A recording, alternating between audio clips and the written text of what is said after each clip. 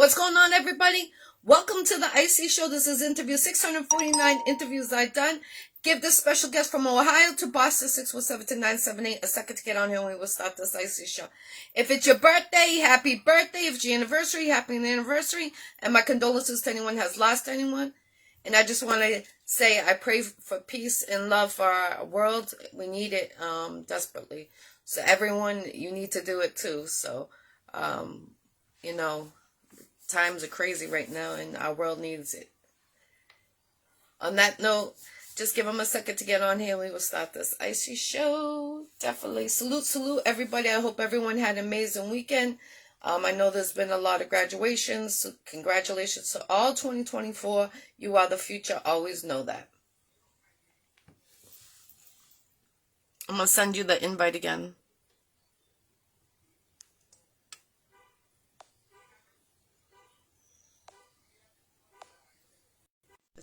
Invited.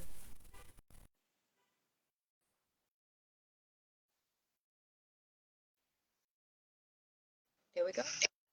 Hey, welcome to the Iccy Show. How you doing?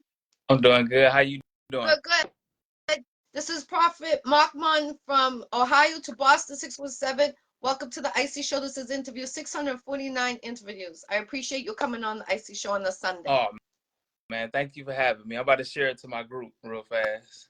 Okay, you're welcome. Tell me when you're ready. I'm ready. Okay.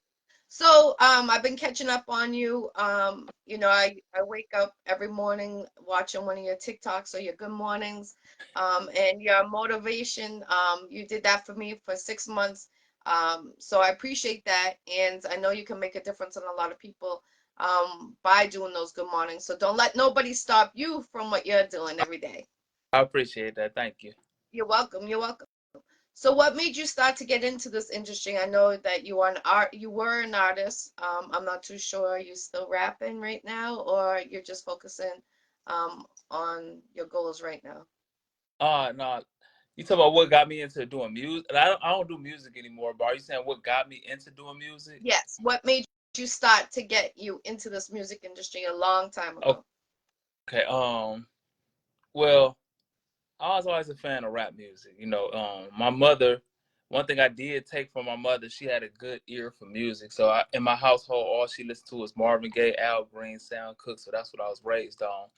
And then when I heard Run DMC, you know what I'm saying, as a shorty, I started writing raps. And when NWA came out, that's when I decided I wanted to be a rapper.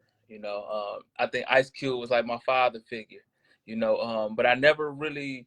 I was a basketball player. I played basketball and stuff like that. But I always wrote neighborhood raps about the neighborhood. But what really made me take it serious, it was this guy named Endo in our neighborhood. So my cousin was a millionaire at like 15, 16. He was a hustler, you know what I'm saying? So he started his own record label, and he had a group called the Joint Mob, and they was like the local celebrities in our neighborhood. Is in the Source magazine, everything. And so, but Endo took a liking to me, and he was their lead rapper. And so I admire him so much that I watched him go to the studio. So I ended up going to the studio and wanted to record. But what really made me know that I was good and had a gift at it. So it was another rap group from our neighborhood called Hamilton Park, HPG. And, they had all the gang banging neighborhood raps. And it was crazy. The lead rapper, I just shared his picture. He just got a coaching job at Wake High School. That's how much he whatever that word is, his life. Yeah, that part. But yeah, and so they was the rappers in my age bracket, and the Joint Mob was a lot older.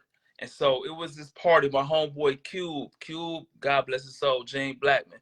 He was like another neighborhood baller in our area, in our neighborhood. I'm talking about he was like 15, driving Cadillacs and flip paint, all that stuff, right? So he used to throw these Belmont parties that we used to have from Belmont Avenue. And so I had a couple guys from HPG, they grabbed the mic and everybody loved it. And so my homeboy Late Night, man, God bless his soul, he was like, man, Prophet, well, my name wasn't even, it was said still for real. It was like, man, grab the mic and rap that stuff you be rapping at school. So I grabbed the mic and I rapped. And a lot of people didn't know I rap, but everybody on Belmont and everybody who was in my classroom would Libby do. And so I turned it out, stand up, everybody, oh. And right then I knew I was good right there. And me and Freaky Fred went to the studio, got some beats from the guy Reed Russell, who did the Join My Beats, and we recorded a couple songs. One was called Looking at the World From My Eyes, and another one was a dud. They didn't do nothing, but then I recorded a song, My Block, you know, and that was the first song. It wasn't the first song I put out. It was the first song I put out, because I was trying to push another song, but it was a dud. And so DJ Lightning Rod put on My Block, and it just took off in the club, and everybody showing up at my mama's step. I need that when they played in Club Liquid. And that was the Legend of Prophet in Toledo right there. That song, My Block, my first song, took off. Shot the video for it, did tens of millions of views, but it got took down. You know what I'm saying? Because that's YouTube was real strict back then. But that's how I ended up getting into rapping. Now, what made you stop doing the rapping? I kind of. So I made this documentary. It was called Own a Yard, and it gave the history of Belmont Avenue, right? And it showed like my nephew father who got killed in '91. I got this famous rap. Well, I can't say famous, but it was like one of my most popular songs called I Grew Up on That Corner, right? And in the line it said Fred Quincy and Dion died the same month, right? And so them three I made a documentary about, and you know, they all got killed. And so their sons ended up watching it years later, which was my nephews, and they really wanted to live up to this and imitate this life, right? And so, you know, my whole generation before me got wiped out. My generation, everybody dead. And so the next generation, they's watching my videos on Belmont. They watching the documentaries I'm putting out. Now they coming to new members of Belmont. And I watched their whole generation get killed. And I said, man, I'm really making this block famous, knowing this is a demon-possessed block, bro. This is a death block. You're going to die over here. And so when I had got stabbed like that, and I was, you know, that's when I had a conversation with God. And at that time, I knew rapping wasn't my purpose anymore. But I just knew it wasn't. I knew I was supposed to speak and teach and coach and stuff like that. But I still kept rapping. You know, I didn't want to give it up because I was good at it and I loved doing it. But I knew deep in my spirit that, you know, rapping was to give me a platform to the people I need to be speaking to. But now, you know, I know it just ain't my purpose no more. It was for a moment though. How about doing like a Bible, some way do a project, you know, put in some of the words from the Bible into your music, and make it like a motivation for the teenagers, early 20s age group, something like that, you know, to motivate them to keep going, and a positive outlook from coming out of, you know, the situation where you are to where you're at now. You know what? If you really listen deeper to my music, I was doing that anyway. Even though I still had the songs I grew up on, but I really did. But I'm not a fan of gospel rap or nothing like that. And I don't want to do it. Like I just don't. Like I used to love rapping my real. If that's why I like when people be like, Prophet, you need to quit cussing when you speak and all that. I don't want to not be who I am. You feel me? And so if I'm making music, like I don't want to act like I'm something I ain't, just a whole positive uplift. So I have to rap about all the deaths I faced and being shot and stabbed and how I really feel about certain stuff, because it gave me a release. It was my therapy. And so if I'm up here overthinking, like I gotta be positive, I don't want to hear nobody rap like that. I don't want to hear that as a fan. And so no, man, if it ain't my purpose no more, it just ain't my purpose no more. Well, you're really good at it. I just want to let you know Thank you. everything you're welcome. I was noticing that you're a coach on the basketball team for the young ones. How's that going? Man, it's kind of, I love it because they sorry. Hit the kid. It's not like a real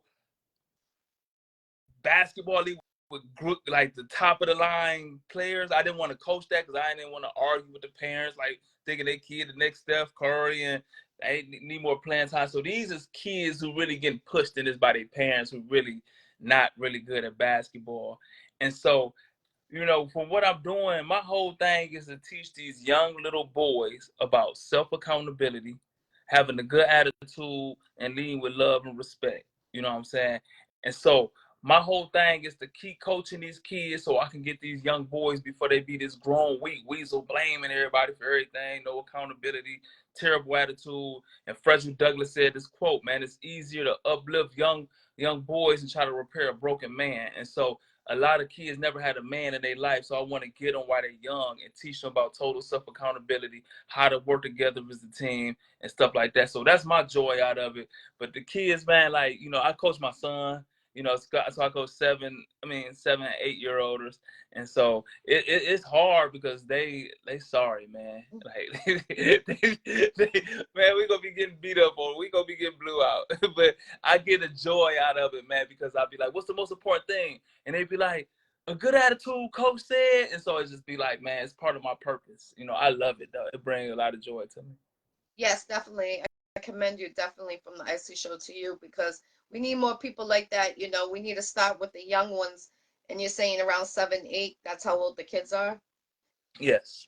And that's young because that's elementary. And, you know, we got to start, like I said, when they're younger, supposed to when they get older and they're already in the streets. You know, so that's, you're going to be their motivation throughout their life. You know, whatever they're going through, they're gonna be like, my coach said to do this. You know, all positive. And anytime they go through something bad, that your voice is going to sink in them. And you know, we need, like I said, for Snoop Dogg, he did it too with the football team, but you're doing it for the young ones, even younger. And do you see yourself doing like a tour, to going around, you know, different cities or states, having those kids with you? Yes. Yes, because it's part of right now I'm in the learning stages of how to operate a whole league. And so down the future, I'm just doing it from a team standpoint. So I'm getting more people and I'm just connected with more of the people who run leagues. And so pretty soon I want to have my own league with like 25 teams. And then, you know, before we start, we're gonna speak to the kids. And after, you know what I'm saying, they had a tutoring program set up for to teach kids about financial literacy and about having good manners, because I always say a good manners, a good attitude take you way further in life than a good grade point average.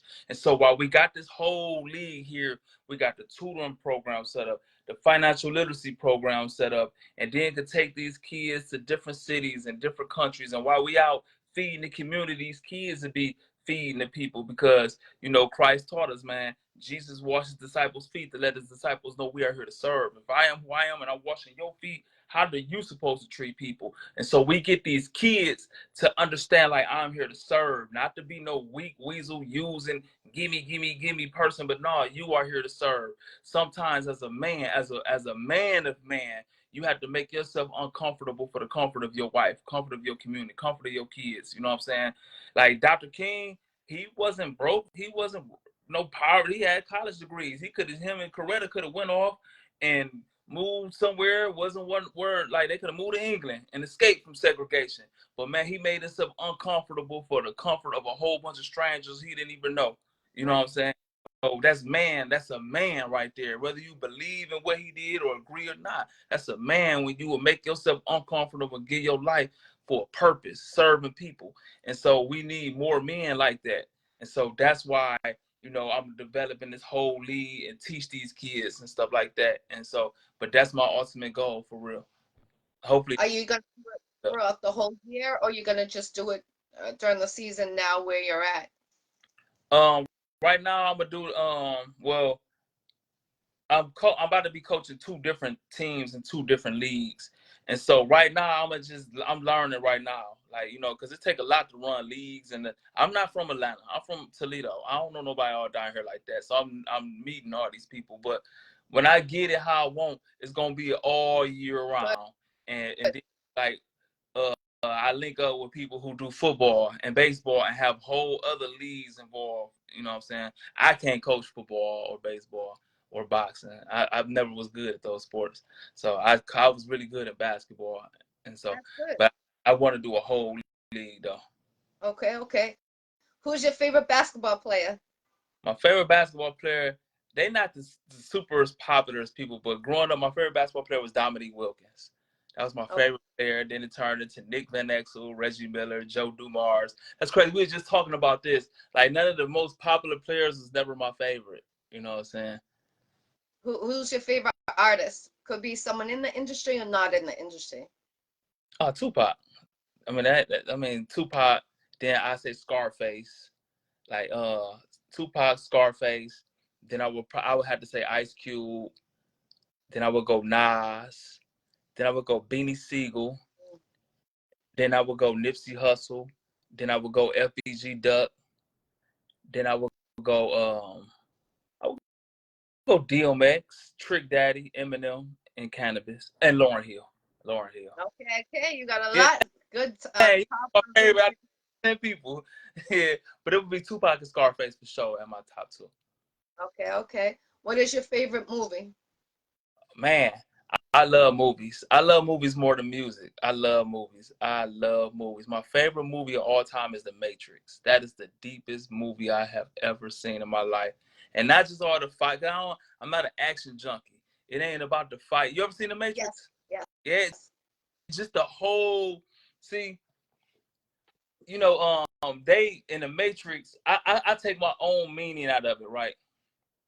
I take two meanings out of it, right? You want to hear it, or I don't be talking your ear? No, I want to hear okay. it. My first meaning, I look at it, it's like Jesus, right? See, the Matrix, the world is fake, and they just give you everything you want to keep you dumb, deaf, and blind, so for their agenda, right? And I look at that as Jesus coming into this world that's ran by Satan. And Jesus had to unplug us from the satanic world and bring us to the spirit world. Because in this world, we taught like the good guys finish last, a doggy dog, get over mentality to get by. But Jesus' whole thing is like, we gonna reap everything we sow in the spirit world.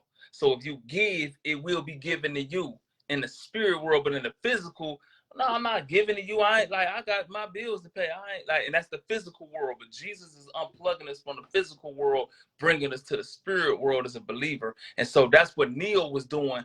Not so much of that, you know, but that's how I take it as. And then another one I take it as like the slave mindset. You feel me? We was in slavery. We was brought into this country as Africans, but through the Willie Lynch theory, and you know, are you familiar who Willie Lynch is?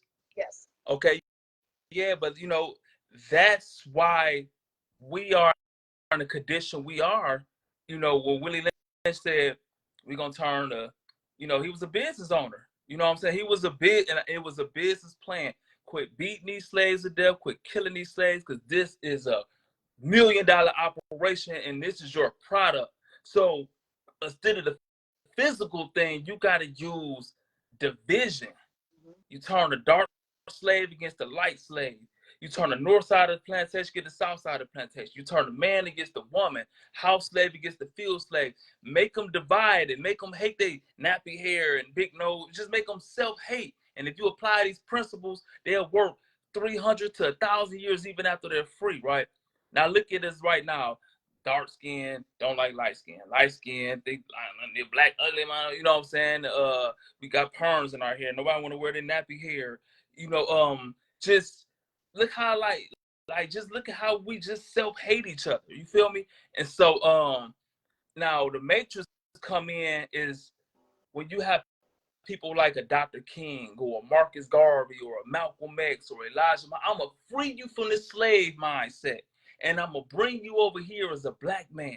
Like, no, you know, the dictionary teaches your black skin is everything black is a color of curse. But no, I'm going to teach you that Jesus had hair of wool. And you know what I'm saying? Like, I'm gonna give you knowledge yourself. And so to me, those leaders like that was unplugging us from that slave mindset and taught us self-love and working together. So that's how I take the Matrix. And that's why I'm still talking about the Matrix. Oh my God. But yeah, that's why the Matrix is my favorite movie. Okay, definitely. What is the best advice you've been given during your whole career? The best advice is outwork everybody. You know what I'm saying? Outwork everybody and have a good attitude. Have a good attitude. And I'm not so many doors got closed on me because I had a bad attitude. I had a real bad attitude. And they were always, when I first moved to Atlanta, your network is your net worth. You know what I'm saying? And so I didn't really get that. Like, I had moved down here before, and if I thought a person looked weird or there's a little feminine, or I mean, I ain't dealing with him. Like, I just ain't, like, I had a bad attitude. Like, they wasn't my type of person I grew up with. I didn't want to deal with them, and they wanted to deal with me. They liked my music, but since my attitude was standoffish, you know, I'm a natural gang banger. Like, you know what I'm saying? I've been like I got pictures of me 7 years old throwing up the neighborhood. And so that's just my second nature. Like, if I really don't know you, like, I was kind of standoffish. So a lot of doors got closed. So you never know who you're going to meet. You never know. Like, everything in our life, successful, is connected to a person, from opening up a door or giving us a platform. And so that advice is always have a good attitude and treat people right, though, for real. Definitely, definitely. Do you think, you said you didn't have a male role model when you were growing up? Yeah. Do you think if you had one, you wouldn't have joined the streets?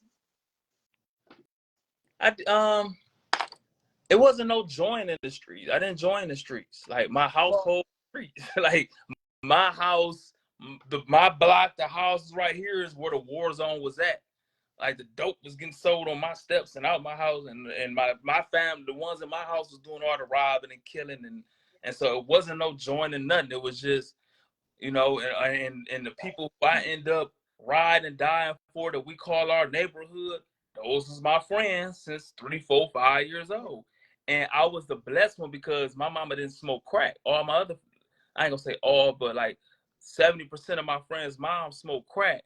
And so, you know, we in the poverty, but I didn't know we was poor because we always had lights and food and stuff like that. My friends ain't have TVs and food and stuff like, so they came to my house and ate. You know, my family took everybody in. So I was the one everybody gravitated towards. You know what I'm saying? And so that was just, it wasn't no way around it for me, for real. Basketball saved my life, though. I was a good basketball player. But like me, like, just trying to act like I ain't from this neighborhood, and them people gonna give me a pass because they don't think I'm active. But no, I'm from over here, so you ain't get no pass nowhere else. And so it wasn't no avoiding that, honestly. okay. The reason why I ask, I go around and I try to make a difference for the young ones. And half of the time they say that they're out there is because they don't have a male role model, or they don't have a father. But I commend all the people that are stepping up and being a stepdad to those kids that need that role model, because I feel like it can make a difference, because they're not, a woman can't raise a man. A man needs to be raised by a I man. agree. And I feel like, the ones that are stepping up, Father's Day is next week. Happy early Father's Day to Uh, you and all the fathers out there. It's important. The kids are the future. Even the ladies, like, we have to step up, get them off the street. We just had a killing last week. Someone, she was in the movie that I'm in, and she was the actress, real young, and they shot her. And it's like crazy. It's just, now they're killing more females than anything, and it shouldn't be men more, females more. I'm not saying that at all. What I'm saying is, we're the ones to make the difference, to make a difference for the children, because the children are the future. If we don't stop all this right now, excuse me, they're not going to have anything. And it's sad. I mean, kids aren't living like kids should be living. And that's why I love what you're doing for the kids with the basketball. We need more people out there to do that, even if it's basketball, football, tennis, volleyball, whatever the case, to keep these kids off of the streets. And you got a good handful of kids that you're starting with. So keep it going. Don't let nobody stop you. I hope you get a basketball trophy. I really see that in the future for you. Thank you. You're welcome. You're welcome. Is there any shout outs you would like to give to anybody? Um, I want to give a shout out to everybody who helped pass out food when we're doing the feeding, and all the people who coaching the kids, all the people when I have a message, sharing a message, and just everybody who actually supporting, you know, and you know, we call ourselves the cast offs. We are who we are, even when it's unpopular, when our thoughts and what we stand for is different in the crowd. And so just everybody who tuned in and sharing the message and actually hitting the streets with me. You know, because I meet so many people. Like, first of all, I get a lot of criticism because of my name Prophet. And so, you know, my name been Prophet before I even had a relationship with God. So it wasn't me trying to act like I'm a prophet or something like that. And so you're not a prophet and want to have Bible debate and Bible thump. And so and you go on Instagram, these people on my comments want to have Bible debates, and you meet women and like in the church and they want a Bible debate, right? But you know, if you study Jesus, man, Jesus didn't lead with scripture, man. Jesus led with love, man. Jesus led healing people, feeding people. And then once you got to know, like, leading with love, and then he could give you the word. And so I just appreciate people, man, who out in the streets making a difference and sitting on the on Bible thumping and holier than thou. And so I just appreciate everybody who out in the streets washing feet. You know what I'm Yes, saying? salute, salute. Don't stop. And how did it? How did you make out a couple weeks ago when you fed the community? I seen you had a lot of bags lined up, um, and I seen the pictures. How was it? That's the only thing. We just showed that because I was helping somebody else out. Man, I done did that every day since then. That's an everyday thing. It's just I don't, you know, Oh, per event, and so that's why I show where we is at. But I do that all the time. Like like that's a daily life. oh You know what wow. I'm saying? Well, Yeah, commend you. Definitely. I do it once a month out here, so you know, salute to you. yeah. Uh, where do you do it if you want to put the location on there? Um. Well, a lot of times I just go to apartment complexes. Like, I just go to apartment complexes instead of just like having an event and stuff like that. Because you can't, it's hard. Like, a lot of kids ain't follow you on Facebook who really need your help, or Instagram. And a lot of people don't have transportation to go to a certain place. So I don't believe when I'm at an event, that means I'm helping somebody else out with their stuff. I don't do that. I just go in the neighborhood and like, okay, here go to, and like, that's what I do. I don't do events. I mean, I'm a start like, well, we do the nah, we was thinking about that. Like, even when we're gonna do the back to school, the book bag, school supplies, free haircuts, and little girls getting their hair braided. And so I don't know if we're gonna do that at a place or just show up in the projects or apartment complexes and just do it. I love And so, but no, post salute to you. show up. Definitely, definitely. Um, what is do you see yourself, traveling outside Atlanta? Because you're saying that you're at Atlanta right now. So do you see yourself getting out of there and going to different maybe colleges to speech about, what you're learning and teaching every morning about the good morning and keep the positivity. College kids don't like me. Like, college people don't like me. Nah, like booze. Like, only people like me is like ghetto people for real. I'm dead serious though. Like rich people and like college people, like I ain't their cup of tea. You know what I'm saying? And I don't think that's who my calling is for real. And so like, yeah, like what I'm doing here, I've been doing this in my neighborhood from the beginning on the south side of Toledo, on Belmont Avenue. I've been doing this for years.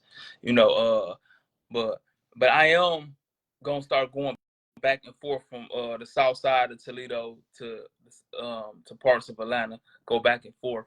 And then if I meet me just going to a different city, I don't know about that right now because I already got my hands full. It had to be a person who come in from a city and be like, okay, and they could we could partner up and like that. But as far as me just going, I got my hands full.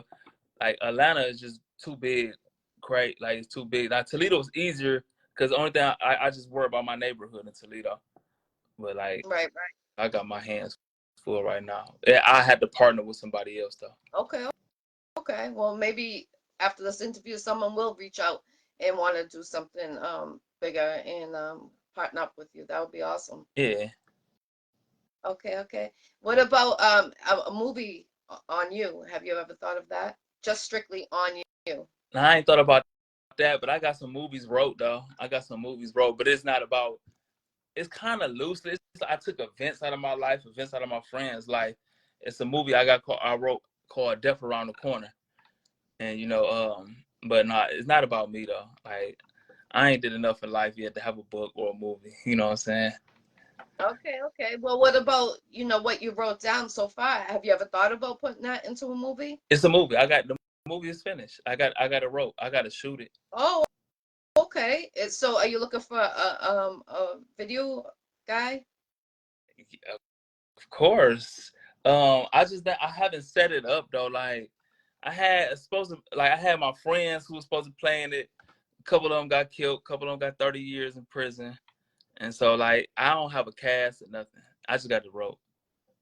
Well, since you have it written, you do have written down, right? Yeah. So all you need, okay, so you're the producer of the movie already. So you need a camera guy. So if there's anyone that's tuning in that wants to film for a movie, make sure you link with him. Let them know where they can find you, all your social medias, and let them know. That's Prophet Mocmoud. PROPHETMOCMOUD. And that's on everything. And like y'all see me on live here, so y'all can just inbox me. It ain't nothing special. Y'all ain't got to email me, nothing. Just inbox me. Okay, okay. And you're on TikTok. Let them know your TikTok. Same Prophet Mahmoud. Everything is the same. Okay, okay. Is there any shout outs you would like to give, or anything we didn't bring up that you would like to bring up? Um, um I know I say this all the time, man. It's my favorite. The world will be a better place if we led with love and respect. And when I say love, it ain't got nothing to do with no feeling.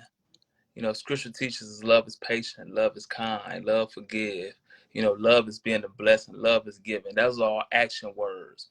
And so if we led with love and respect, like just being a respectful person. If this the rules to this person's house when you come in their house, just respect their rules. If a person don't want to be called a certain name, just respect that. If this the rule to the neighborhood and you enter their neighborhood, just be respectful. And if you don't want to obey the rules, if you feel it's degrading you, just leave.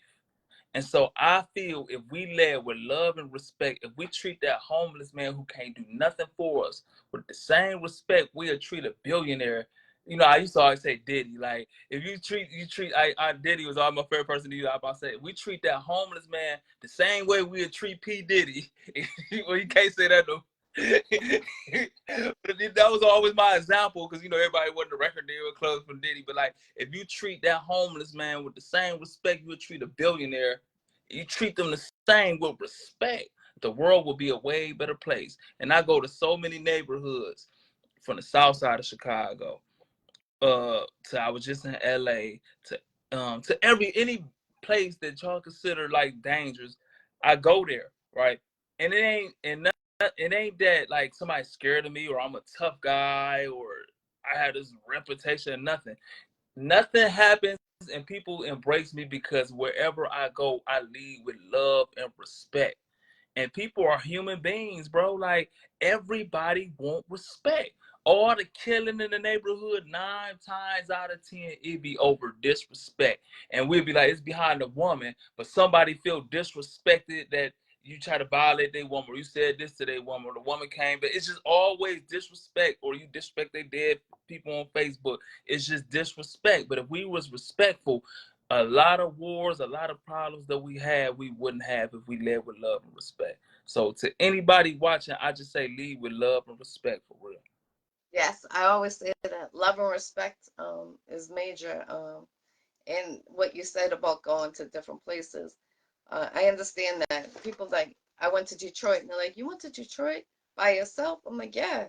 It's you got God on your side, and whatever you're trying to do, and if you're trying to do something positive, it's gonna go a long ways, and it's gonna lead you the path you want to go. I could actually see you opening like a youth center, and being the coach for the kids for the basketball, and also preaching to them. And I feel that in my heart that you're one of those type of people that can make an impact for the younger generation. Do you feel the same way? Yeah, thank you. Yeah, I do, and that's the plan for real. Like that's the plan. Okay, well, I hope let me know. As soon as you get the first one, let me know so I can pass you along if you come to Boston, to the right people. We need leaderships, and to make a difference. We can't, right now, our world is going crazy. I mean, look at our world right now before we came on air. So everybody should tune into the news and really be focused, because our world is needs more love and more prayers, like he just said. And I'm always saying that every single day, and that's important. That's why your good mornings, I'm always, wow, you're just like me. I'm going through this. I can understand what you're saying, and I thank you every day for those good mornings. Thank you. I do want to give another shout out. Yeah. Shout out. So my homeboy Dante Mays, my best friend D Mays, right? And I know I tell a lot of stories about D Mays. That was my best friend since 3 years old. Taught him how to ride a bike without training wheels, everything. So today is him and his wife Tisha Lee. I forgot. I was the best man at the wedding and everything. I forgot how long they've been together. But today their anniversary, right? And I'm just so happy and so proud of it. Because I never been to a wedding in my life except theirs. I've probably been to over 150 funerals. And that was the only wedding I ever went to. And the crazy part is I introduced them. You know what I'm saying? Dante, my best friend, and she from Akron, Ohio. And she came to 107.3 and was a radio personality. And I was like, she was like, I want to meet Prophet. I had the #1 song on the radio at the time. She wanted to interview me. And so I interviewed with her, you know, very cool person. And my homeboy D Mays was like, man, please introduce me to her, man. I seen her picture in the Blade. I got to have her. That is my wife. It's like, you don't even know her, bro. And I introduced them, and they married. They've been married. Happy They've been about 7. anniversary. Definitely. That's awesome. Yeah, and I love it, man, because it's an agenda being pushed. First of all, I believe Satan, you know, I believe our world is messed up because the homes, I think everything starts at home. You know what I'm saying? Everything starts at home. And if we had a good father, a good mama, and a good family in the house, and we had more households with good moms, good dads, and good relationships, we have a better block. And if we have better blocks, we have a better community. And if we have better communities, we have a better city. Better city, we have better state. Better country, greater world. But it starts at home. And I believe it's a satanic attack, you know what I'm saying, to destroy the family. And that's why you see so many women on Facebook, man, ain't shit. And the man don't do this and that. And then you see the blues. They don't ain't nothing like, and then, you know, and then you see what's being pushed to us from Joe Biden and everybody else. To each his own. I know it's Pride Month, so I'm not bashing. But you know, it's just the kill the husband and the wife and the mom and the dad aspect. And I believe it's a satanic attack. So whenever I see a strong man and a strong woman come together and create a beautiful family and creating a household, it just bring it. I love it, man. I love it so much. And so, man, congratulations to my homeboy D Mays, for real. Definitely. Happy anniversary, and keep on the real love going. Many more years to come. And like you said, you know, you can't really find, like, you don't see couples out there. I always say I commend them when I see them. I'm like, keep that real love going, because it, like you say, I'll be 46 next week, and you know, you did see more families together. You did see more people married, more relationships, real relationships, not just say they're in a relationship and there's no real love. But I understand that. I feel like the Satan is trying to take over a lot of the positivity, and we got to reverse that. That's why I always change the negative into a positivity, and I tell these kids that they need to do the same thing. No matter what they're going through, they need to change the negative to a positive, and just keep God on your side, and he will guide you. Sometimes we don't have control of the street where we're going, but always know that you need, your body is a temple. You need to protect it anywhere you go, all the time. Man, for sure. Well, I appreciate you coming on the Iccy Show. Is there anything else you would like to bring up that we didn't bring up? Man, you're gonna keep saying that, and I'm gonna keep going on and on. I'm gonna have you on here all day because you know I got so much stuff to talk about, and so, but I don't want to keep holding you on any longer. Well, I appreciate you. Do you have a clothing line? Yeah, it's called Zaire Unlimited. Um, yeah, it used to be called Cast Off Wear. So when I did music, you know, when I did music, I used to get booked for shows, and I used to get like $100 for a show. And then I look up like, man, it's 1,000 people here, and they charge $20 a ticket. They gave me $100, right? But I already signed a contract. The dude booked me for like 10 cities, so I was like, I need to make a way so I can make more money. And so that's why we came up with the cast off shirts. I am who I am, even when it's unpopular. And I was selling them at the shows, and I'd be on my corner selling them, right? And so then I dropped, I'm from the south side of Toledo, and it's a real big neighborhood. But it seemed like we was kind of separated by blocks a little bit. We was kind of going our different ways. And then when my nephew got killed, it seemed like we was into it with everybody. And I just wanted to do something to make the neighborhood proud. That's why I created the Southside shirts, and it created a uniform for us. And it's like it was more Southside love, and that was my clothing, cast off wear, right? And so what got me the birth of my son and them Southside shirts got me back to Atlanta, because majority of the Southside shirts, even though I sell a lot in Toledo, a lot of them was getting bought in College Park, Forest Park, Riverdale. That's the South side of Atlanta. You know what I'm saying? So I came down here, and I was on Old National and Gabi Road. I set up a table with Southside shirts. I was doing like 50 shirts a day, like just Wow. selling shirts. And so I developed and then I came and created like the slogan that I say every morning, God gave me a gift and it's called today. I put that on the shirt. You know what I'm saying? And it's a lady named, what is her name? She on BET shows, everything. She came and bought one. She gave me $100 for it too. How can I forget her name? I forgot her name. It was Damn. But yeah, had bought a shirt and took a picture of it and posted on her Instagram and Facebook. And everybody like, where I get this from the website? So I got on all the comments, giving the website, boom, took off. And so I was like, this is bigger than just cast off wear. And so Zaire was always in my head, because Zaire was a country where Muhammad Ali beat George Foreman. He shocked the world. Like, I shocked the world in Zaire, Africa. And so I was like, Zaire, this is inspiration through fashion, doing it impossible, shocking the world. So I made Zaire Unlimited. And so the guy gave me a gift, and it's called Today was the first shirt. And then I rebranded the I am who I am, even when it's unpopular. And so yeah, but that's the that's the streetwear brand, Zaire Unlimited. Yeah. And so right now I put everything on hold, because I got so behind on my orders and stuff like that. And then like, see, right now it's a streetwear brand. It's a statements on t-shirts. But when I do the relaunch, I wanted to be a full-fledged clothing brand. I want more, like I wanted better material, better hats with the jeans, and create it better. So I had to put everything on hold, make sure we can't take no more orders, and get it, up and running a little bit better. So yeah, I do have the streetwear brand Zaire Unlimited, and I really love doing. That's why one reason I love Atlanta. They have so many great events like the Natural Hair Show, the Black Beauty Expo, the Streetwear Convention, and I go there and I sell out so many shirts and stuff like that. And so, but yeah, that's my streetwear brand. Okay. Well, salute to you. Hats All right, off. You definitely get your flowers from the Iccy Show. I appreciate you, what you do, and keep it going. And if there's anything that I can help you with or connect you with anyone, just hit my inbox. I'll let you know if I know that anyone in that avenue or not. I hope to see you with your own clothing store. That would be awesome. yeah, thank you. You're welcome. You're welcome. And let me know when you launch your website back open, so I can share it on my page and my team can share it.